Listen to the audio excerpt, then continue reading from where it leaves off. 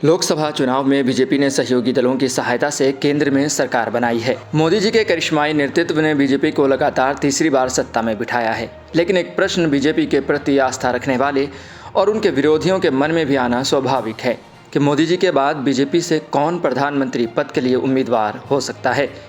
आइए आज ज्योतिष के माध्यम से इसी प्रश्न का समिति दायरे में विचार करते हैं। राष्ट्रीय स्वयंसेवक संघ के गढ़ नागपुर की मिट्टी से जुड़े और भारत के वर्तमान सड़क परिवहन और राजमार्ग मंत्री नितिन गडकरी भी इस सूची में बड़ा नाम है। अपने जवानी के दिनों से लेकर आज तक सावरकर और गोलवलकर के सिद्धांतों से जुड़े होने की वजह से उन्हें आरएसएस के सबसे पसंदीदा नेताओं में से एक माना जाता है। नितिन गडकरी ने हमेशा से ही खुद को आरएसएस के सिद्धांतों पर चलने वाला बताया है। नितिन गडकरी ने सड़क परिवहन और राज्य मंत्री minister of road transport and highways रहते हुए जो सराहनीय काम किए हैं उसे आज पूरा देश जानता है। 1995 से 1999 तक वे महाराष्ट्र के पीडब्ल्यूडी मंत्री थे, जहां उन्होंने बहुत से अतुल्य काम किए। 1999 में आई अटल बिहारी वाजपेयी सरकार में उन्हें सड़क परिवहन मंत्रालय सौंपा गया था, जिसके बाद उन्होंने देश में सड़कों का नेटवर्क न ही सिर्फ बढ़ाया बल्कि प्रधानमंत्री ग्राम सड़क योजना के निर्माता भी बने। आम लोग आज भी उन्हें मेहनती नेता के तौर पर जानते हैं, जिनके हर राजनीतिक दलों से अच्छे संबंध है। नितिन गडकरी भारत के सबसे लंबे समय तक सड़क परिवहन मंत्री बने रहने का रिकॉर्ड अपने नाम कर चुके हैं। वो 9 साल से सड़क परिवहन मंत्रालय को संभाल रहे हैं। उन्होंने 18 साल की उम्र से आरएसएस के सिद्धांतों पर चलने का फैसला कर लिया था और आज भी वे बिना किसी विवाद के बिना हर राज्य से अपने रिश्तों को बनाकर देश के लिए काम कर रहे हैं। बहुत सी अन्य बातों को देखकर यह लगता है कि मई 2025 से अगस्त 2026 तक का ये वो समय है जो गडकरी को प्रधानमंत्री बना सकता है। अगर वह इस समय में प्रधानमंत्री नहीं बने तो फिर आगे कोई संभावना नहीं है। वहीं दूसरे हैं देश के गृह मंत्री यानी होम मिनिस्टर अमित शाह जी। इस सूची में शायद जनता द्वारा दूसरा सबसे पसंदीदा नाम है।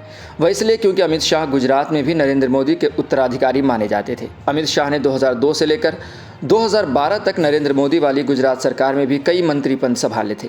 उन्हें पीएम मोदी के रणनीतिकार और एक मेहनती सेनापति के रूप में भी देखा जाता है। गुजरात से होने के बावजूद उन्हें 2014 के चुनाव में उत्तर प्रदेश जैसे बड़े और अहम राज्य का प्रभारी बनाया गया था, जिसमें उनके नेतृत्व में भाजपा ने रिकॉर्ड यानी 80 लोकसभा सीट से 73 पर अपना कब्जा किया था, जिसके बाद उन्होंने भाजपा के राष्ट्रीय अध्यक्ष के पद को भी संभाला था। वे 2019 के लोकसभा चुनाव में रिकॉर्ड 5.5 लाख वोटों से गुजरात के गांधीनगर सीट से विजय हुए थे। जनता उन्हें इसलिए भी मोदी के उत्तराधिकारी मानती है क्योंकि उनके गृह मंत्री बनने के बाद ही देश में सबसे अहम फैसले लिए गए, जैसे अनुच्छेद 370 को हटाना, 3 तलाक के खिलाफ कानून लाना और नागरिकता अधिनियम संशोधन CAA एंड NRC को लाना। उन्हें एक जल्द निर्णयकर्ता के रूप में भी देखा जाता है, इसलिए वह भी मोदी के बाद एक विकल्प के तौर पर देखे जाते हैं। वहीं देश के सबसे बड़े राज्य उत्तर प्रदेश के मुख्यमंत्री योगी आदित्यनाथ मोदी के बाद प्रधानमंत्री पद के सबसे अव्वल दावेदार माने जाते हैं। योगी आदित्यनाथ प्रधानमंत्री पद के लिए जनता की भी पसंद माने जाते हैं, जिसके कई कारण हैं। सबसे पहला कारण है उत्तर प्रदेश के मुख्यमंत्री के तौर पर उनके कार्य। उन्होंने उत्तर प्रदेश में माफिया राज को समाप्त करने में कोई कसर नहीं छोड़ी। वह हर 6-8 महीनों में उत्तर प्रदेश में दहशत फैला रहे माफियाओं की लिस्ट को बनाते हैं और पुलिस को फ्री हैंड देकर उनका सफाया भी कराते हैं।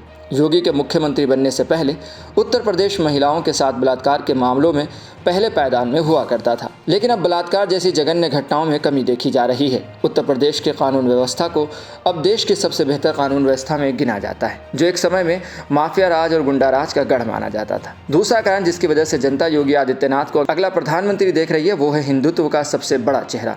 योगी आदित्यनाथ नितिन गडकरी के बाद राष्ट्रीय स्वयंसेवक संघ के सबसे चहीते नेता माने जाते हैं, जिसकी वजह से हिंदू समुदाय का कट्टरपंथी धड़ा उन्हें प्रधानमंत्री के रूप में देखना चाहता है। भाजपा में ऐसे और 2 नाम हैं जिन्हें अभी तो शायद प्रधानमंत्री पद के लिए देखा नहीं जा रहा है। चाय के चौपालों और आम बातचीत में इन दोनों ही नेताओं का नाम उभरता हुआ नजर आ रहा है और यह भी कहा जाता है कि अगर इन नेताओं को समय दिया जाता है तो ये जनता की पहली पसंद भी बन सकते हैं। इन 2 नेताओं के नाम हैं, पहला भारत के वर्तमान विदेश मंत्री S जयशंकर और दूसरे हैं असम के मुख्यमंत्री हेमंत बिस्वा शर्मा। ऐसे ही खबरों के लिए देखते रहें सहारा समय का समय डिजिटल।